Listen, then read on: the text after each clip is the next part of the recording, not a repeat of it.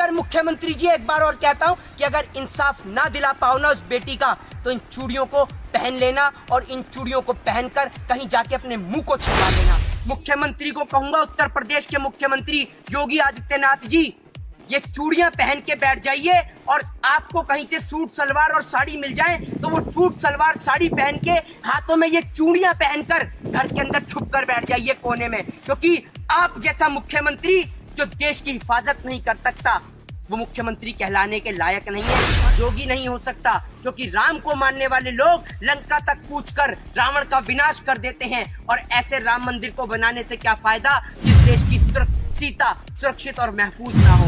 अरे नामर्दो, नपुंसकों की औलादो, अरे कम से कम एक बार इतना तो सोच लेते कि आपके भी घर में कोई बहन या बेटी या माँ होगी, जिस माँ ने आपको जन्मा है, कम से कम एक बार उसके रक्त का, उसके खून का, उस माँ के दूध के कर्ज को तो याद कर लेते। ये योगी के भेष में ढोंगी है, ये राम की आड़ में कंस का खेल चला रहा है, ये कृष्ण की आड़ में कंस का भेष धारण किए हुए ये राम का वंशज नहीं हो सकता, ये कंस की औलाद है इस देश के अंदर, ये रावण का भेष है। और आपको बता योगी जी के पास तो बहुत सारा काम है, वो देश की बेटियों को देखें, उत्तर प्रदेश की बेटियों को देखें या गायों को देखें, क्योंकि ये भी तो एक काम है। अगर मेरा बस चले तो इस उत्तर प्रदेश के ढोंगी मुख्यमंत्री अजय सिंह बिष्ट को इस गाय के खूंटे से बांधकर पूरे हाथरस से लेकर पूरे लखनऊ तक खदेड़ने का दम रखता हूँ, इतना दम है।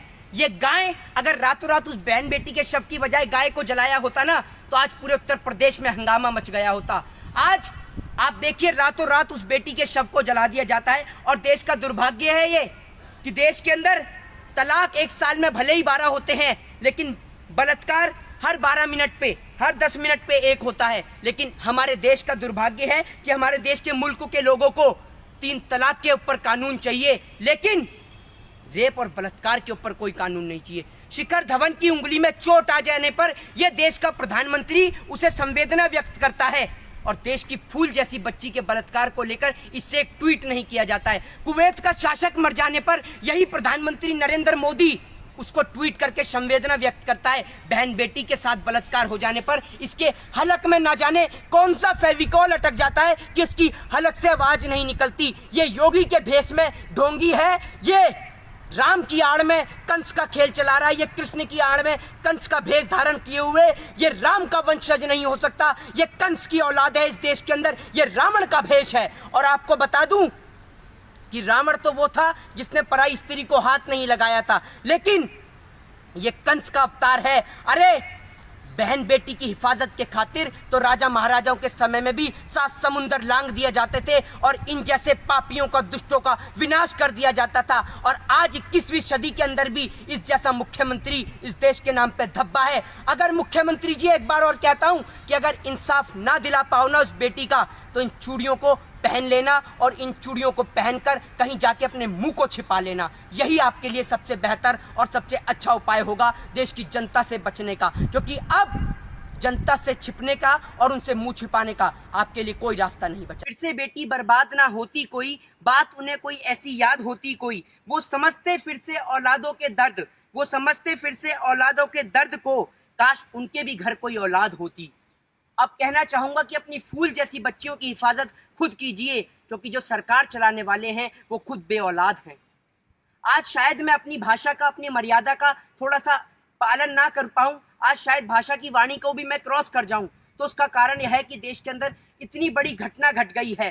अरे नामर्दो, हिजड़ो, नपुंसकों की औलादो, कम से कम अब तो थोड़ी सी शर्म कर लो। और सबसे बड़ा नापुंसक वो नहीं होता जो एक बच्चे को जन्म ना दे सके, सबसे बड़ा नापुंसक आज देश के अंदर वो है जो इतनी बड़ी घटना हो जाने के बाद भी इसके अंदर जाति और धर्म को ढूंढ रहा है, अभी भी इसके अंदर हिंदू और मुस्लिम के एंगल को तराश रहा है। अरे नामर्दो, नपुंसकों की औलादो, अरे कम से कम एक बार इतना तो सोच लेते कि आपके भी घर में कोई बहन या बेटी या माँ होगी, जिस माँ ने आपको जन्मा है, कम से कम एक बार उसके रक्त का, उसके खून का, उस माँ के दूध के कर्ज को तो याद कर लेते, जो आपने दूसरी बहन के साथ में, बेटी के साथ में इतना बड़ा कांड, इतना बड़ा जुर्म कर दिया। अरे वो बेटी तड़प रही थी, रो रही थी, उसकी आंखों से वो चीख निकल रही थी, उसकी जीभ तक आपने काट दी, जीभ उसकी कटी और गूंगी पूरी देश की सरकार हो गई, बहरा देश का मुख्यमंत्री हो गया। नहीं मान सकता कि ये जो मुख्यमंत्री उत्तर प्रदेश में बैठा है ये योगी है, नहीं मान सकता ये भगवान श्री राम की विचारधारा का व्यक्ति है,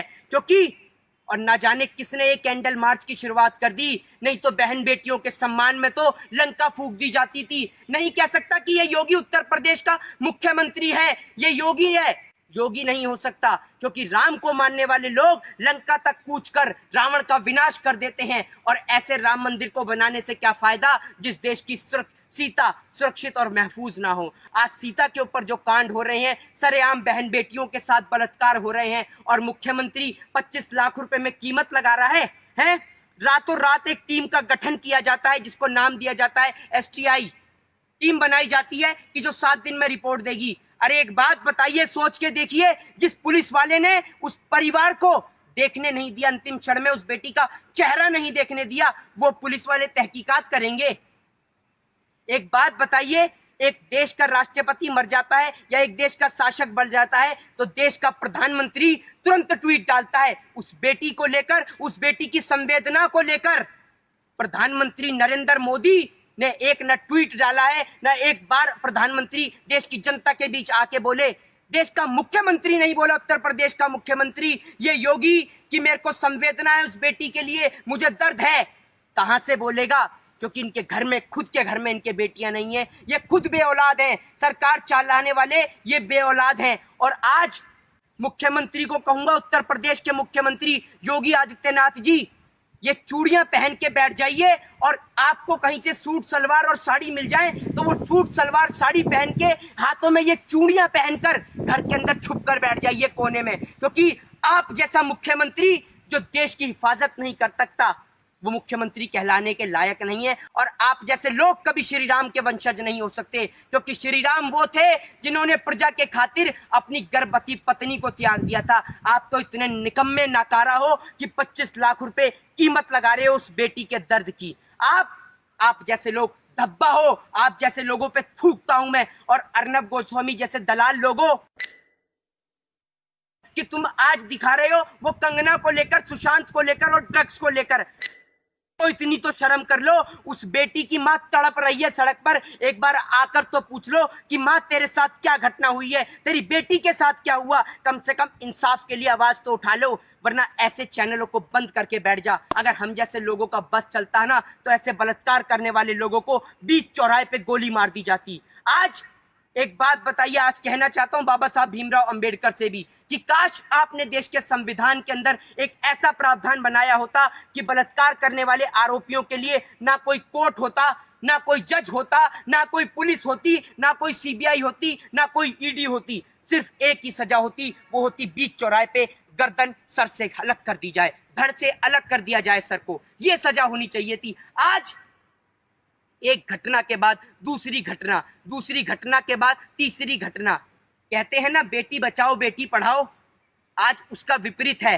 बेटी को जलाओ और अपराधी को बचाओ। ये है आज उत्तर प्रदेश के मुख्यमंत्री का असली चेहरा, जो आज लोगों के सामने देखने को मिल रहा है। अरे नामर्दो, नपुंसको, कम से कम अब तो अपने बच्चों की, अपनी बहन बेटियों के बारे में सोचो। आज समझ में आता है कि इस देश के अंदर ऐसी औरतों की कोई जरूरत नहीं है। इस देश के अंदर ऐसी औरतों की कोई जरूरत नहीं है, स्मृति ईरानी जैसी औरतों की कोई जरूरत नहीं है, जिनको आप जैसी बहन बेटियां संसद बनाकर संसद तक भेजती हैं। ये औरतें सांसद बनने के लायक नहीं है कि एक महिला होकर एक बेटी के दर्द के लिए आवाज नहीं उठा रही। अगर आज स्मृति ईरानी जी, अगर आपके अंदर इतनी सी भी इंसानियत बाकी है तो आज बैठो संसद के बाहर धरने पर, निकलो अपने घर और मकानों से और इन बेशरम बेहया इन बलात्कारियों को फांसी की सजा की मांग करो। पुलिस वाला सीधे मुंह बात नहीं करता। अरे आप हिंदू धर्म की बात करते हैं, हिंदू धर्म में कभी भी रात के वक्त किसी का अंतिम संस्कार नहीं होता और ये रातों को अंतिम संस्कार कर देते हैं। अरे दलालो भड़वो, कम से कम थोड़ी तो इंसानियत अगर तुम्हारे अंदर बाकी है, और अगर अभी भी तुम्हारे दिल के अंदर इतनी सी भी इंसानियत अगर बाकी है, तो उस बेटी बहन के लिए आवाज उठाओ।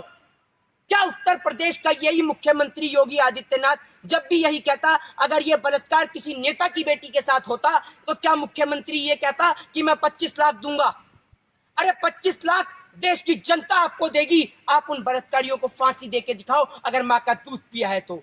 25 क्या 50 लाख देगी देश की जनता आपको। आप फांसी तो देकर दिखाओ उनको। है आप में दम फांसी देने का? है आपके कानून में दम? अगर आपके कानून में इतना दम होता ना, आपके अंदर फांसी देने का इतना दम होता, तो आज आपका कुलदीप सिंह सेंगर, चिन्मयानंद, नित्यानंद जैसे बलात्कारी आज जेल के अंदर बैठ के जेल की रोटियां नहीं खा रहे होते, बल्कि फांसी के तख्ते पे झूल गए होते।